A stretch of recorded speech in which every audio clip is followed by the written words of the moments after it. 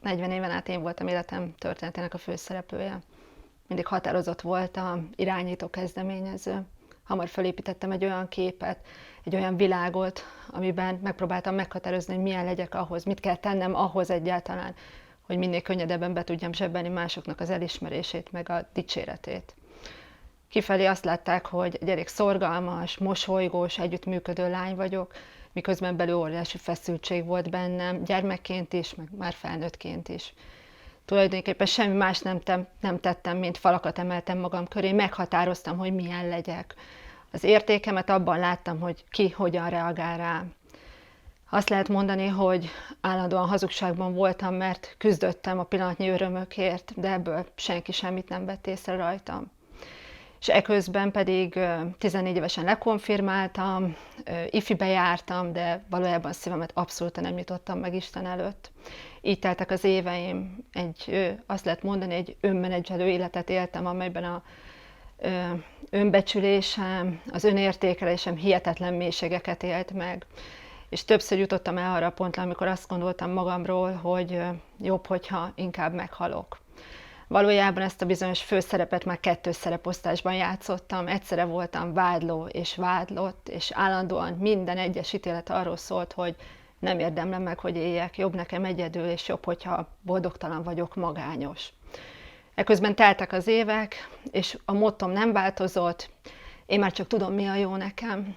Így végeztem az egyetemet, így mentem férjhez, így lettek gyermekeim, és igazából még jó, hogy Isten nem hagyta, hogy úgy történjen, hogy én szeretném. És aztán jutottunk arra a pontra, amikor a nagyobbik gyermekemet beírattuk egy általános iskolába, méghozzá egy református általános iskolába. A vallás visszakerült az életembe, és nem jelentett mást, mint hogy nem megbánt bűnökkel ültem a templomba, olvastam a Bibliát, jártam gyülekezeti alkalmakra, és semmi nem változott. És a feszültség odabent hihetetlen módon ugyanúgy eluralkodott rajtam, és éreztem, hogy nem értem, mit jelent a szeretet, amiről beszélnek, nem értem, mit jelent Jézus békességet, amit annyiszor mondanak el. És aztán eljutottam arra a korra, hogy 40 évesen úgy éreztem, hogy nem bírom tovább. De akkor már nem az élet ellen a halált akartam választani, hanem odaálltam a férjem elé, és elmondtam neki, hogy mi lakik ott legbelül a szívemben.